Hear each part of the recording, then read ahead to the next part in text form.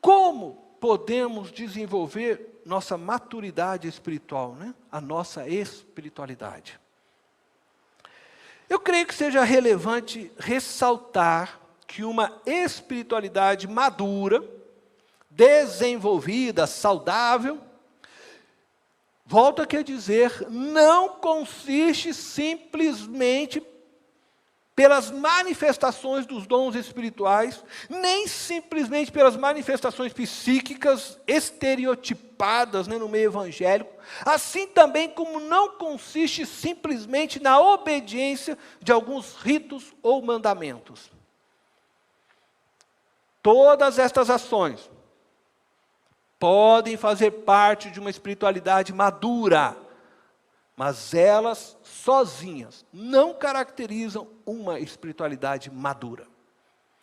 Isso porque a espiritualidade não pode ser desmembrada em partes.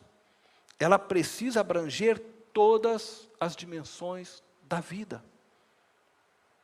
Há muitas pessoas que oram muito em português, uma língua, né, compreendida por nós. Há muitas pessoas que oram em línguas estranhas. Há muitas pessoas que jejuam, muitas que são dizimistas, que praticam boas obras, muitas que dão gritos de glória a Deus, mas não são espirituais aos olhos de Deus. Em Mateus, nós lemos, algumas até mesmo dizem, Senhor, mas eu curo em Teu nome, Senhor, eu profetizo em Teu nome. Senhor Jesus diz, apartai-vos de mim, porque não vos conheço. Ser espiritual no contexto cristão é viver a espiritualidade em Cristo de forma racional, onde seu intelecto faz parte desse processo de adoração e espiritualidade, e também emocional. Existem aqueles que querem só prestar um culto intelectual, parece que tentando separar os sentimentos, não posso chorar, não posso levantar as mãos, não posso... Não, também não é isso. É um contexto onde todo o seu ser entra em adoração, no encontro com Deus. Todas as dimensões da vida se prostram, né, ao Senhor. Todas as áreas do nosso ser se prostram ao Senhor. Ser espiritual, na visão cristã, bíblica, é ser humano como Cristo. Jesus nunca perdeu o domínio de sua razão e de suas emoções. O que eu estou aqui hoje falando não é visando também fazer críticas a nenhum tipo de modelo, porque a gente também tem que olhar para nós também, né? E a gente também tem nossos próprios erros.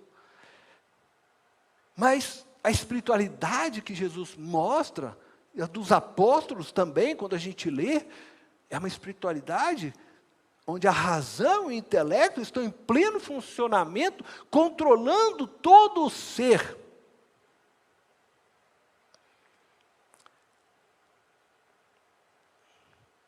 E mesmo quando Jesus agiu no sobrenatural, por exemplo, no momento da transfiguração, às vezes quando ele curou, né, enfermos, ele sempre teve o controle da situação, o controle de sua mente, do seu corpo, das suas emoções. Quanto mais espirituais nos tornamos, mais humanos nos tornamos. E mais humanos como Cristo nos tornamos. E aí, se você quer saber um pouco o que é ser humano como Cristo, volta naquela série Humanos, né, como Cristo que nós fizemos, né? Acredito que uma espiritualidade desenvolvida, madura, é altruísta, enquanto uma espiritualidade infantil, ela é egoísta. Todos nós iniciamos nossa espiritualidade de forma egoísta. Todos nós partimos de uma espiritualidade infantil. E na medida que nossas relações com Deus se desenvolvem, nossa espiritualidade também vai se desenvolvendo, ou pelo menos deveria se desenvolver, e se tornar cada vez mais altruísta. Por isso que na igreja, nós temos gente que vai estar numa espiritualidade já a um nível mais madura, adulta, uma espiritualidade mais altruísta, enquanto você também tem pessoas que estão se convertendo, que estão nascendo, que estão começando, e que está numa espiritualidade ainda egoísta.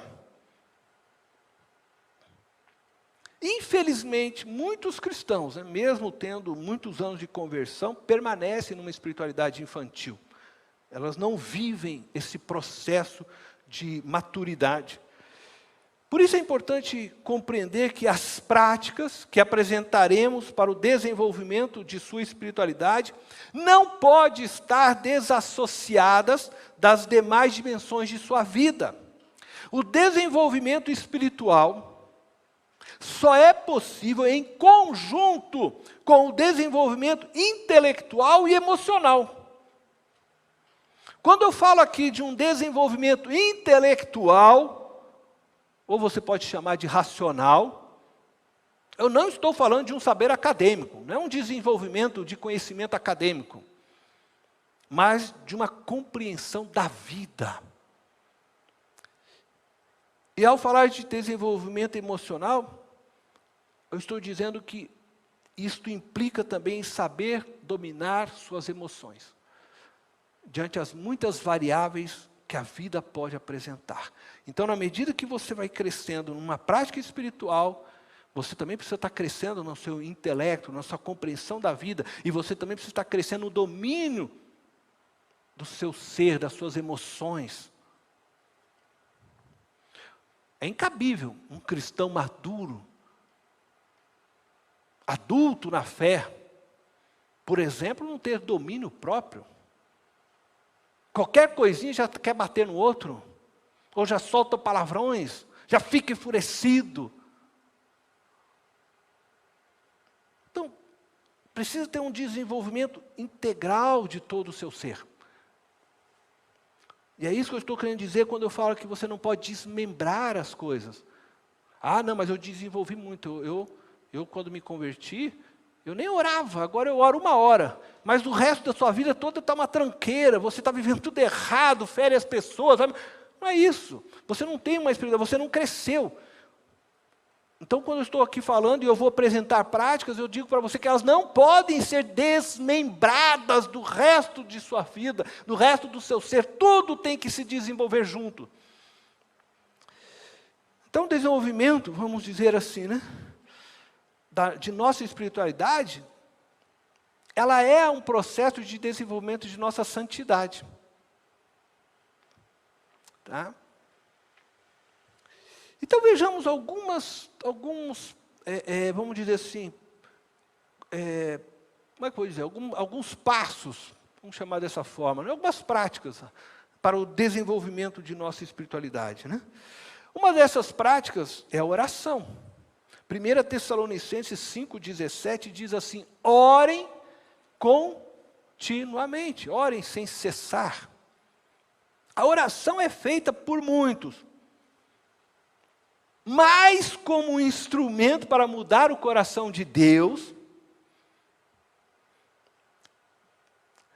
E aí já começa a aparecer a nossa infantilidade. Nós começamos a orar, e assim, na nossa conversão, mas com o fim de mudar o coração de Deus, para que Ele possa nos agradar e fazer a vontade nossa se cumprir neste reino, os nossos sonhos, os nossos projetos, tudo aquilo. A gente começa a orar sempre assim. A gente coloca a nossa vontade e espera que Deus venha e faça ela. Deus, eu apresento o meu reino e o Senhor faça a minha vontade. A gente começa assim, é o processo. Porque as nossas dores, as nossas descobertas com Deus ainda estão se iniciando. E a gente está se rasgando, a gente está se mostrando ainda para este Pai. Contudo, deveríamos orar mais com o fim de buscar o saber de Deus, de nos relacionarmos com Ele através de um diálogo aberto para aprender também com Ele, onde, claro, eu posso sim expor, e não é errado, meu sonho, minha vontade, Senhor, é isso que está no meu coração. Eu gostaria que o Senhor fizesse isso, eu quero, mas, acima de tudo, eu estou aberto para aprender com o Senhor, eu estou aberto para ouvir o que o Senhor tem a dizer, eu estou aberto para ouvir o não do Senhor também, eu estou aberto para o Senhor me corrigir. A nossa relação deveria ser uma relação jamais aberta para Deus, mas nós iniciamos normalmente dessa forma, só que a gente precisa crescer nesse sentido.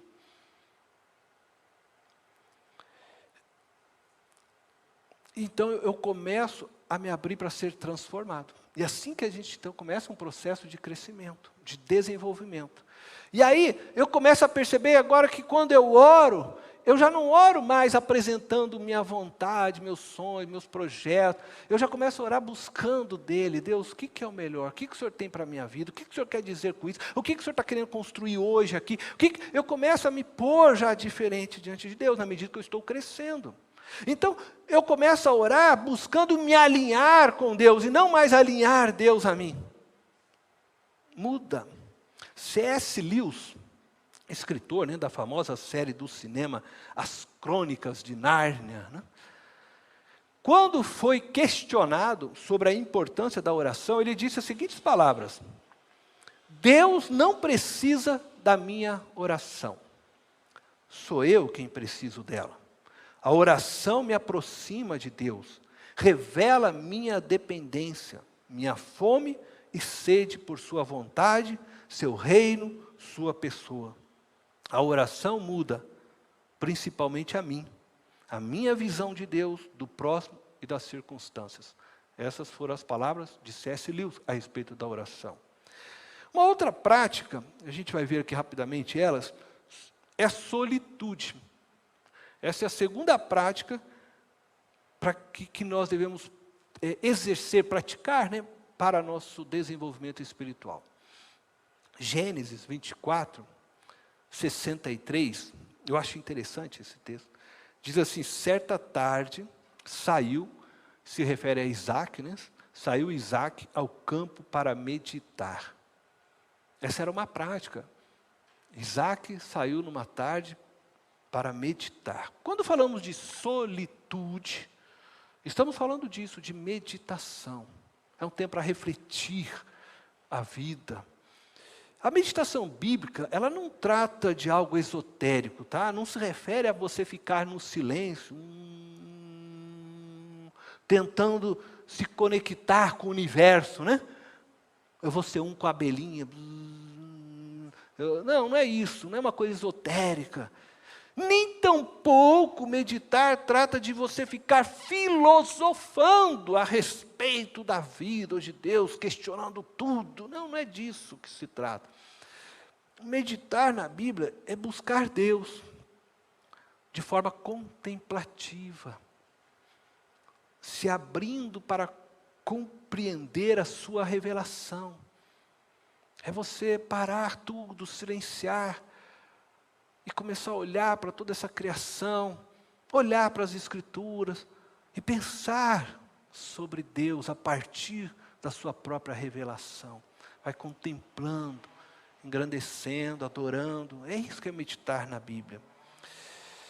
Enquanto na oração nos abrimos, vamos dizer assim, a Deus por meio de palavras, onde expressamos na oração palavras, na solitude, nos abrimos para ouvir Deus e assim conhecê-lo.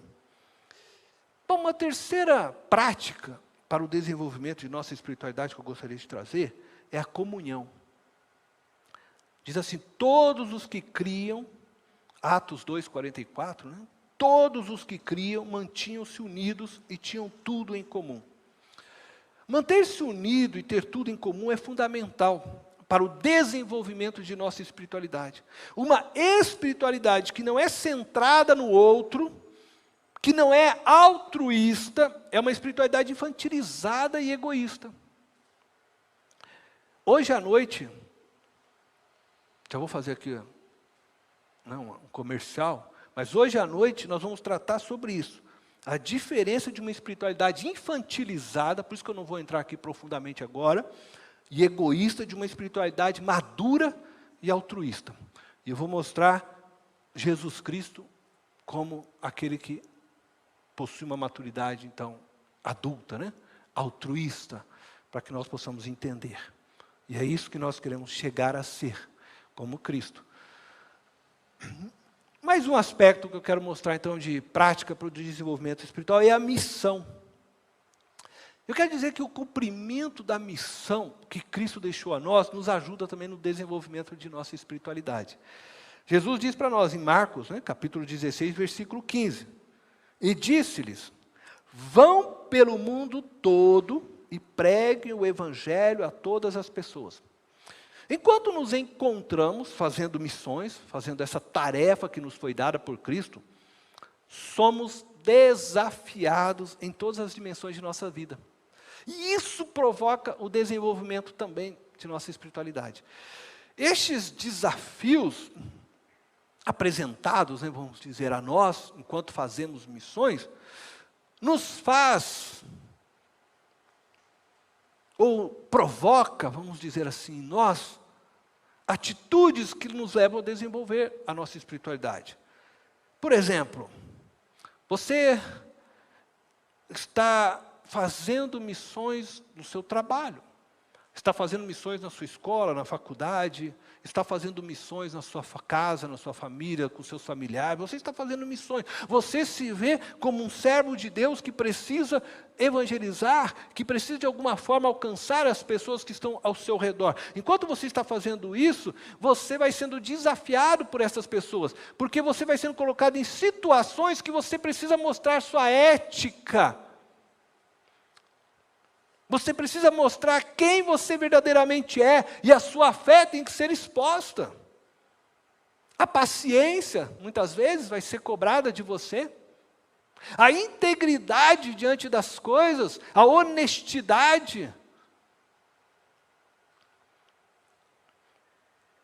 Tudo, até no trânsito, né?